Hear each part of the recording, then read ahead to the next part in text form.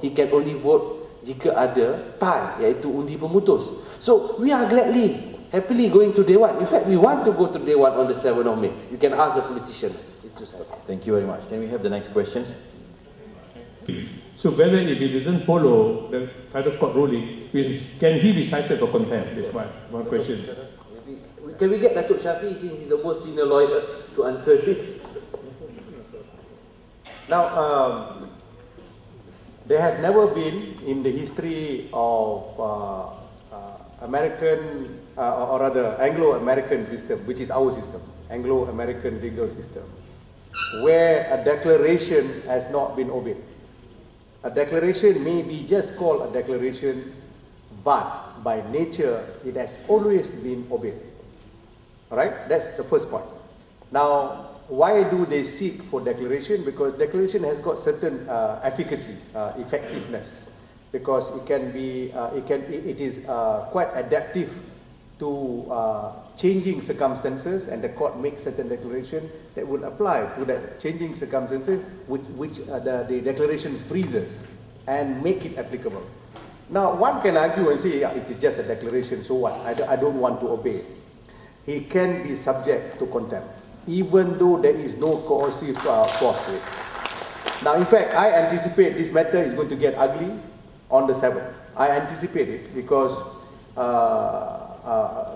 of hints that I've been getting left, right, and center, that on the 7th they are going to deny the 3 from coming in, they're going to deny the 7 from coming in spite of the federal court having declared that all these are entitled to be members and they're entitled to attend the assembly.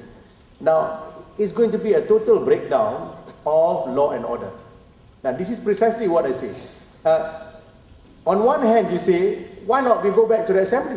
And we now say, look, the federal court says all these people are in fact members of the assembly. We want to go to the assembly on the 7th. Why don't you allow all of us to go in? Why not do that and test the floor?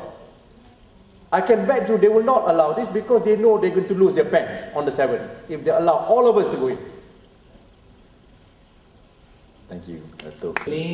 My name is Saiful Adli. Saiful. Yeah, first of all, I would like to say that I agree with the third and final speaker tonight on 2 points.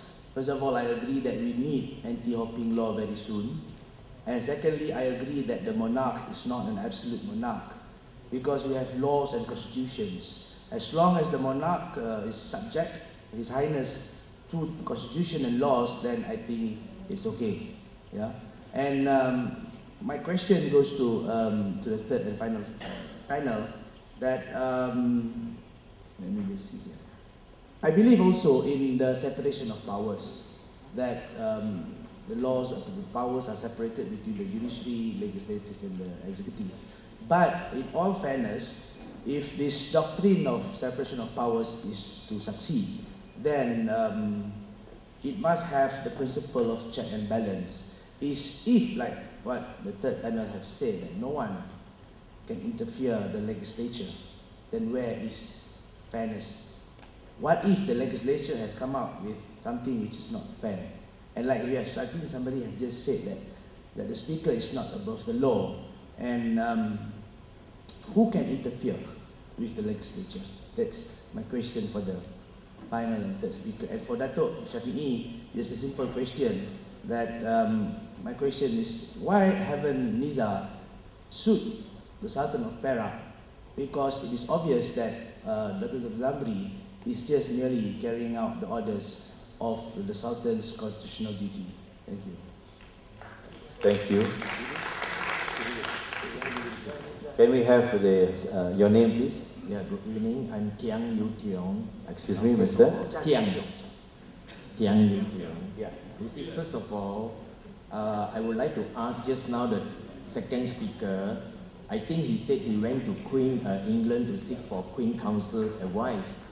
And then somebody, don't know which first or second speaker, he mentioned that in England you have to obey or maybe respect the Queen of England.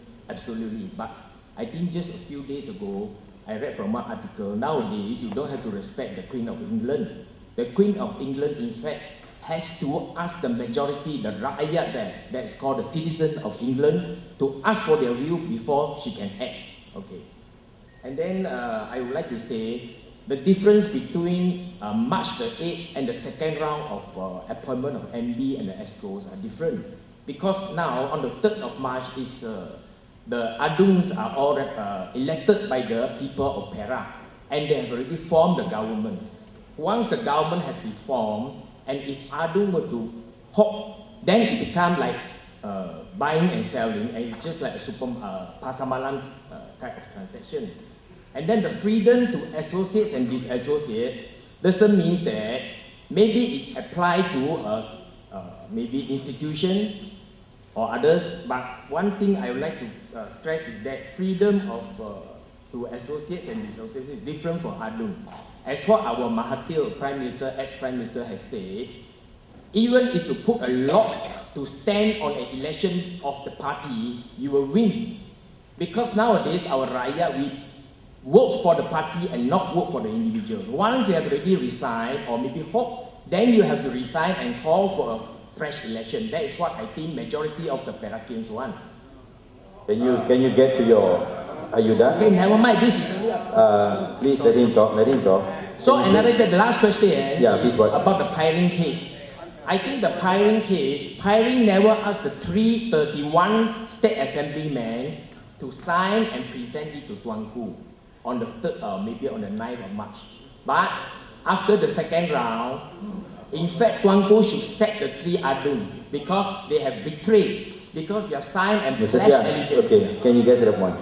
Thank you very much. So you're making a comment. Thank you very much. Can we have the next speaker?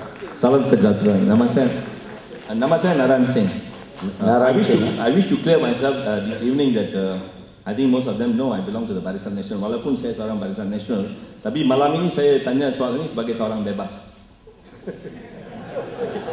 Yang penting sekali di sini, Mr. Moderator, yang penting sekali semua mesti faham apakah peranan speaker di negeri Perak.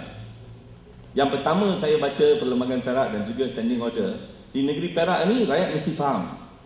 Speaker ini ada dua cara nak lantik speaker. Pertama, speaker seorang adun yang mesti jadi ahli Dewan Negeri. Dan juga speaker boleh dilantik daripada orang awam yang berlayak untuk bertanding sebagai adun.